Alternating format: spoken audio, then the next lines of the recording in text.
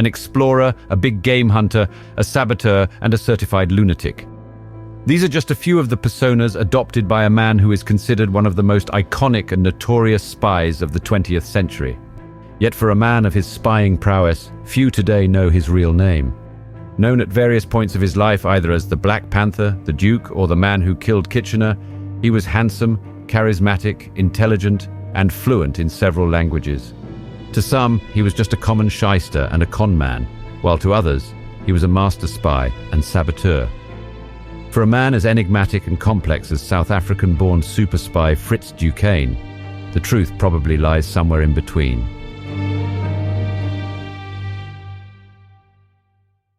Born on the 21st of September 1877 in East London in South Africa, Fritz Duquesne was descended from a mix of French refugees and Dutch settlers. As a young boy, he lived on the frontier of the British-controlled Cape Colony. There he experienced the tension that existed and the frequent conflicts between the British Empire, the Boer republics, and the local Bantu tribes.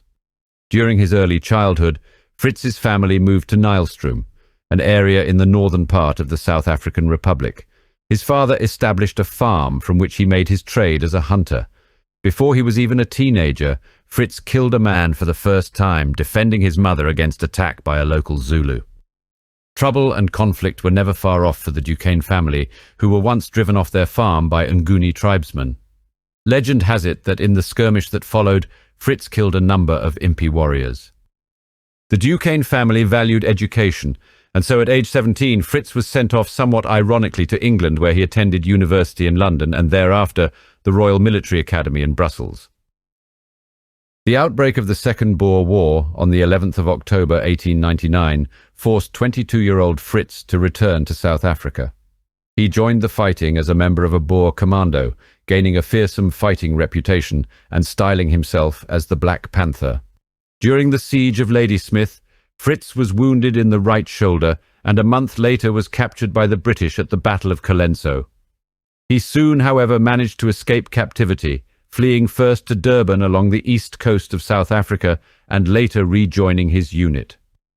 In August of 1900, Boer forces were driven back to Mozambique. Falling back with his comrades, Fritz was again taken as a prisoner of war.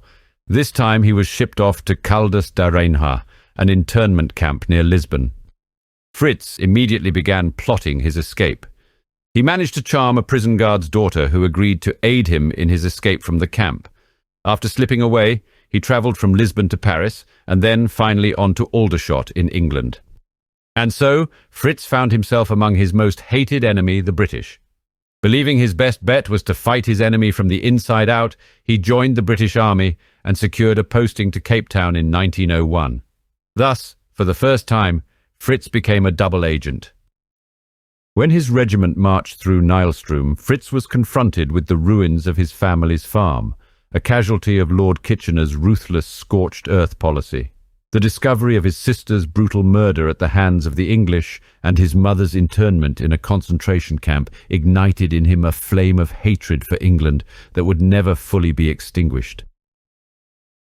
Fritz returned to Cape Town with a new secret agenda: to sabotage English installations and assassinate Lord Kitchener, whatever the cost.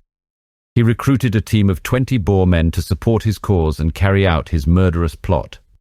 Before his plan could be put into action, the British received a tip-off and pounced on Fritz while he attended a dinner for the governor of the Cape Colony. Promptly arrested and court-martialed, he was sentenced to death along with his co-conspirators for treason. His fellow saboteurs met their end swiftly by firing squad, but Fritz Duquesne managed to negotiate his sentence down to life imprisonment. He did this by promising to reveal secret Boer communication codes and to translate Boer dispatches for the British. Fritz, however, never had any intention of making good on his promise. Imprisoned in the fortified castle of Good Hope in Cape Town, Fritz spent every night chipping away with a spoon at the walls of his cell. He would have escaped from prison a third time but for a large stone that was dislodged, trapping him in his tunnel. There he was discovered by a prison guard, unconscious but otherwise unharmed. Not long after his attempted escape, Fritz was shipped off along with 360 other Boer prisoners to the Imperial Fortress colony on Burt's Island off the coast of Bermuda.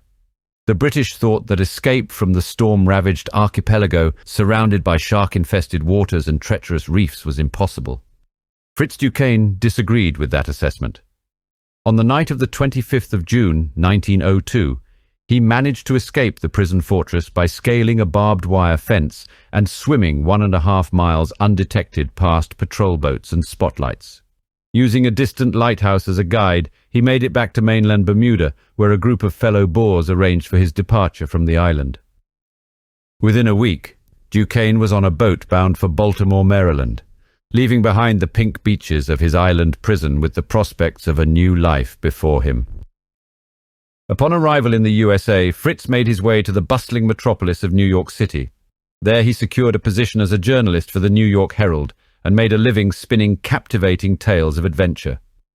By 1908, Fritz had solidified his reputation as a globe-trotting war correspondent. In 1910, he married for the first and only time. His marriage to Alice Wortley, an American woman, ended childless and in divorce 8 years later. During this period in America's history, the nation was suffering from a severe meat shortage. Immigration meant that city populations were exploding and the meat industry simply couldn't keep up. Ever the schemer, Fritz, along with 2 other men, including US Congressman Robert Broussard, came up with an ingenious plan. Their solution? Hippopotamus ranching. The 3 men formed the New Food Supply Society in 1910 and proposed to import the African hippos into the Louisiana bayous as a food source.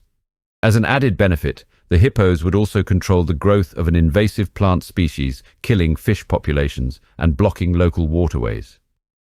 Despite punting hippopotamus meat as delicious lake cow bacon, the American Hippo Bill was never passed, and the organization was soon disbanded.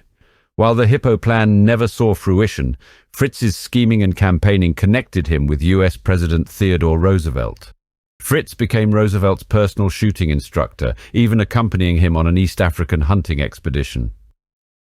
Although his life had seemingly moved on from the battlefields of South Africa, the embers of Fritz's hatred for the British still burned inside his belly. As the dawn of the First World War broke in 1914, Fritz would soon be presented with an opportunity for retribution. After crossing paths with a German-American industrialist in the heartland of America in 1914, Fritz was recruited as a German spy and saboteur. Assuming the name Frederick Fredericks, he was sent on his first assignment to Brazil under the guise of being a scientist researching the rubber plant. His true mission, as an agent for German naval intelligence, was to disrupt commercial traffic to countries at war with Germany. From his base in Bahia, Brazil, Duquesne orchestrated a series of attacks on British merchant ships. His weapon of choice was the time bomb, which he cunningly disguised in cases marked as carrying mineral samples. He went on a sabotage spree, claiming later to have sunk 22 ships. But before long his cover was blown when an accomplice named Boer was arrested by MI5 and identified Fritz Duquesne as the mastermind behind the naval sabotage operation. With his cover compromised, Fritz eluded the British by slipping away to Buenos Aires. In a theatrical twist, and to throw his pursuers off his scent, he planted an article in the New York Times reporting his death at the hands of Amazonian tribesmen while leading an expedition to Bolivia. After his obituary was published, Fritz had a change of heart. Being dead, he would lose his American passport, and thus the protection against British prosecution afforded to him under the Neutrality Act. A few weeks later, he managed to feed another fake story to the press, this time reporting that he had not in fact died, but was rescued by government troops after being badly wounded. While Fritz Duquesne had managed yet again to slip away from his pursuers, it wouldn't be long before he re-emerged with an entirely new identity. Of all the legends surrounding the life of Fritz Duquesne, perhaps the most outrageous is the tale of how he became known as the man who killed Kitchener, his sworn enemy. In 1916, while posing as Russian Duke Boris Zakrzewski, Fritz joined Field Marshal Kitchener on HMS Hampshire in Scotland. Kitchener was, of course, Fritz's arch-nemesis, as the architect of the scorched earth policy that saw the destruction of the Duquesne family farm and the death of his family members. Fritz came up with a cunning plan to engineer the demise of his foe and his men. Once aboard the ship, Fritz signaled a German submarine by dropping self-igniting flares from a porthole. The HMS Hampshire was struck by a torpedo, causing it to sink, killing all but 12 men on board. Kitchener, too, went to his watery grave. Fritz made his escape on a life raft before the ship was torpedoed and sunk. According to legend, he was awarded the Iron Cross for his valor. While he appears in photos adorned with the military award along with many others of dubious origin, no records to either confirm or refute the story survived the war. Today, it is generally accepted that HMS Hampshire sank after striking a mine laid by a German U-boat. Whether the story is true or not, Fritz became known henceforth as the man who killed Kitchener. As World War I raged on, Fritz felt it was high time that he reinvented himself.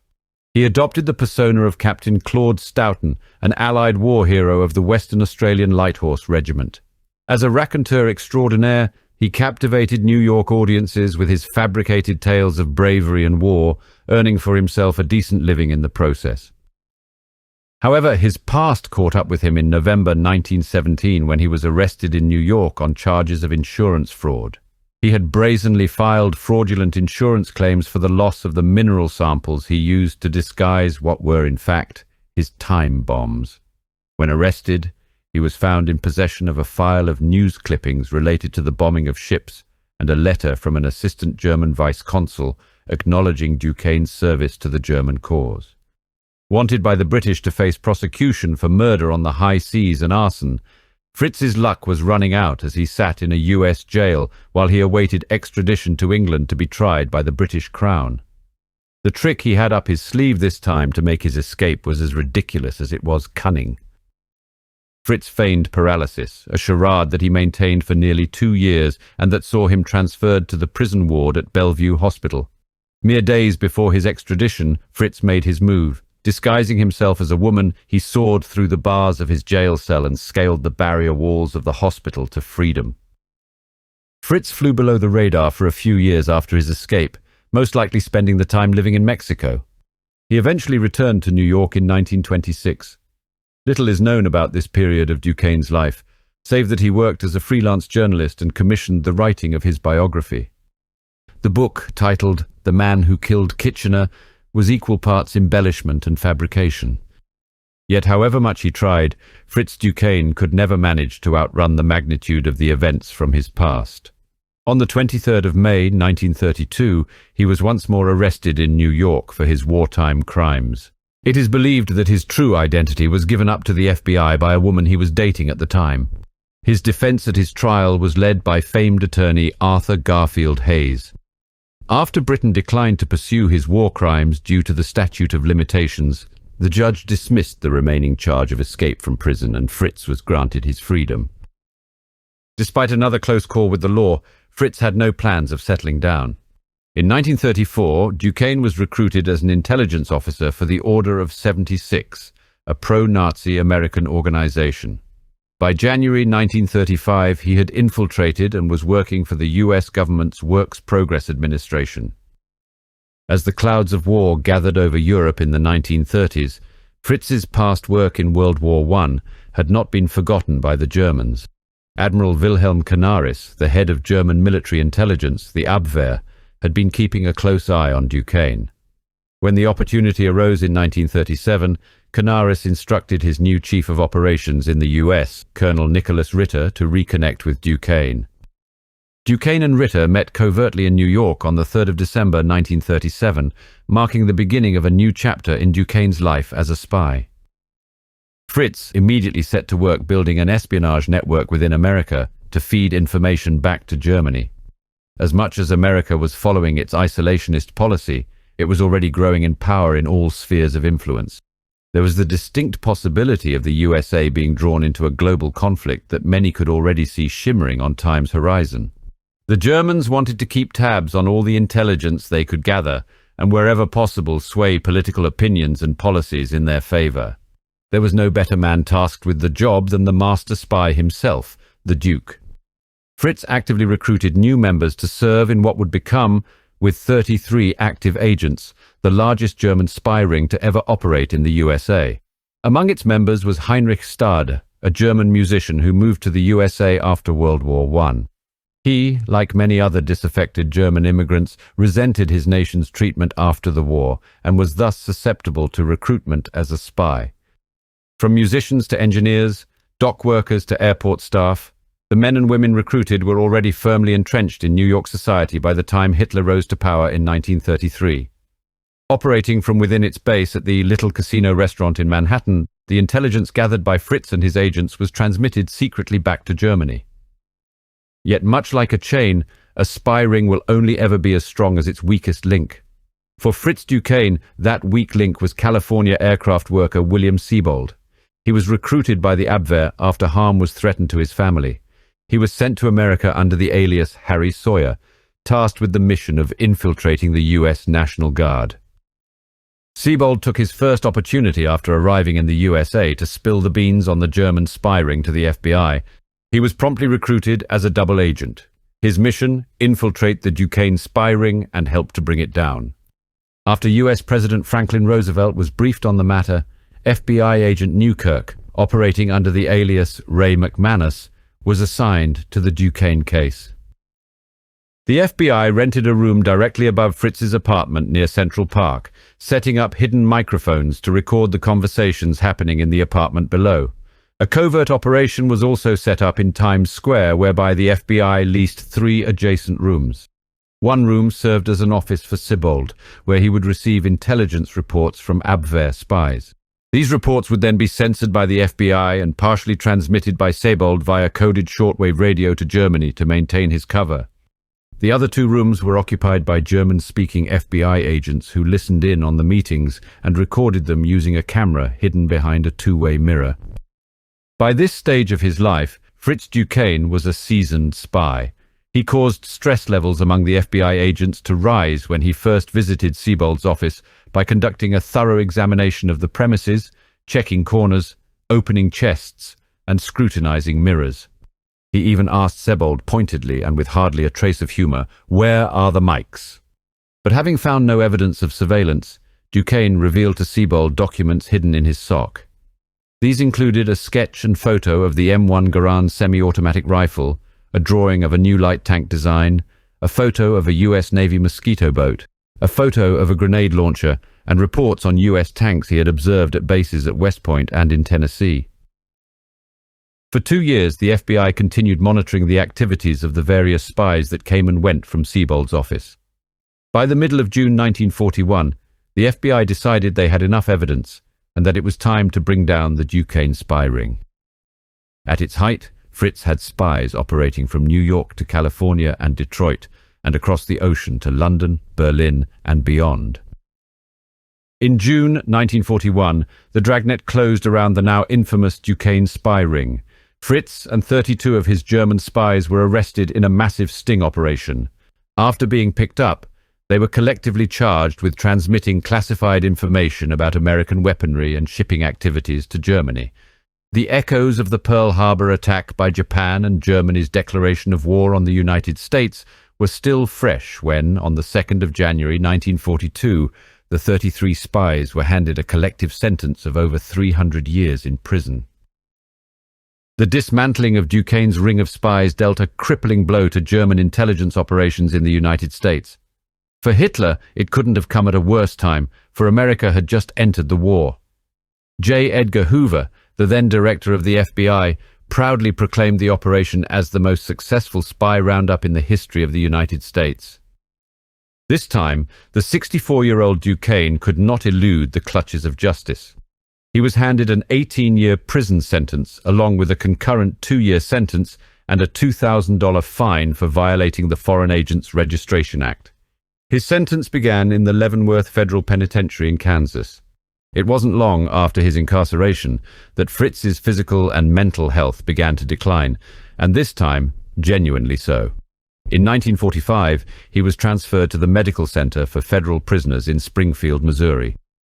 Fritz was ultimately released in 1954 due to his ill health after serving 13 years of his sentence.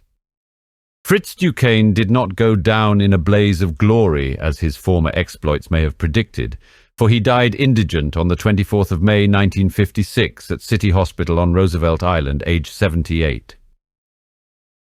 Looking back at the life of Fritz Duquesne, it is hard to sift fiction from fact, and this is precisely how the great spy would have had it. He was a man as enigmatic as the tales he spun. His life was a tapestry of intrigue, woven with threads of both truth and deception. With legendary charm, formidable intelligence, and linguistic prowess, those who flew within his orbit were inevitably drawn in by his charisma. While Duquesne ultimately found himself on the wrong side of history, it is hard not to acknowledge and admire a spy expertly exercising his trade.